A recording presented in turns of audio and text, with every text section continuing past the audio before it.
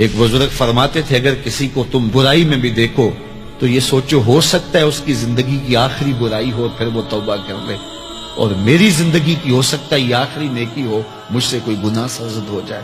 کتنے لوگ ہیں جو مرتبہ کمال پہ پہنچے لڑک گئے، بڑے بڑے لوگ تھے لیکن انجام ٹھیک نہیں ہوا۔ بلعم بن باورا کی مثال ہمارے سامنے موجود ہے۔ بنی اسرائیل کا مستجاب الدعوات ولی تھا، اور جب ہاتھ پھیلا کے منہ پہ ہاتھ پھیرتا تو ہاتھ بعد میں منہ پہ جاتے، قبولیت پہلے ہو جاتی۔ لیکن اسی کے بارے میں قرآن نے کہا نا، مثلہ کمثل الکلب، اس کی مثال کتے کی مثال ہے۔ زبان لٹک گئی تھی، زمین چاٹتا تھا، چونکہ اس کے ہاتھ نبی کے خلاف اٹھ گئے تھے۔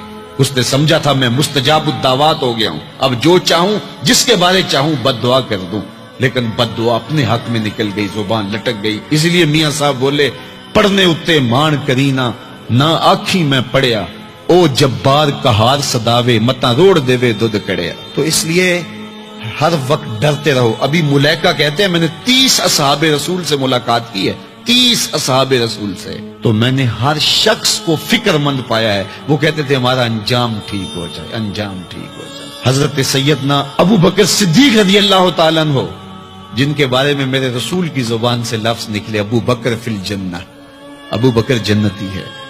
لیکن وہ کہتے ہیں ایک چڑیا کو دیکھ کے شاخ پہ بیٹھی ہے، کہا واہ چڑیا کتنی موج ہے تجھے، ایک شاخ سے اڑتی ہے دوسری شاخ پہ بیٹھ جاتی ہے، اور قیامت کے دن تیرا حساب بھی نہیں ہوگا، پھنسے تو ہم ہیں جن کا حساب ہوگا۔ یہ وہ لوگ ہیں جن کی زندگی دیکھیے، ان الشیطان یفر من ظل عمر، عمر وہ ہے جس کے سائے سے شیطان بھی بھاگتا ہے، لیکن وہ کہتے ہیں کاش میں مٹی کا ڈھیلا ہوتا۔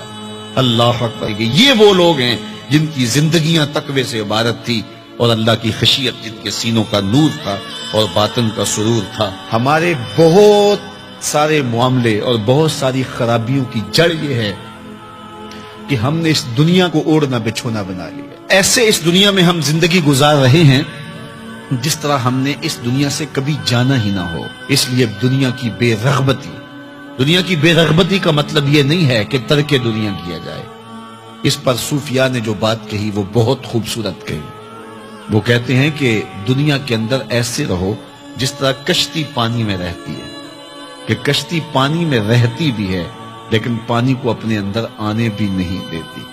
تم دنیا میں رہو، دنیا تمہارے اندر نہ رہے۔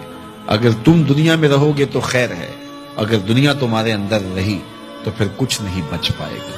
کشتی پانی میں رہے تو خود بھی تیرتی ہے، اوروں کو بھی تراتی ہے، لیکن اگر پانی کشتی میں آ گیا تو کشتی کو لے ڈوبے گا۔ اس کی رحمت کے دروازے کھلے ہیں، آج ہم اس کی چوکھٹ پہ آ جائیں، کل تو آنا ہی آنا ہے۔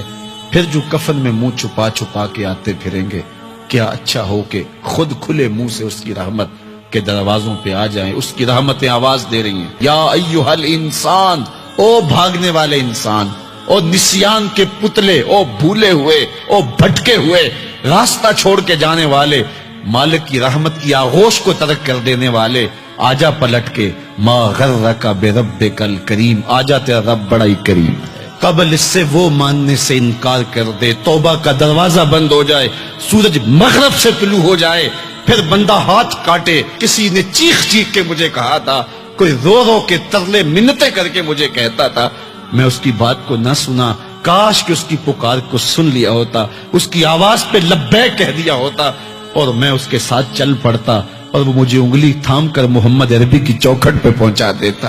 تو آج یہ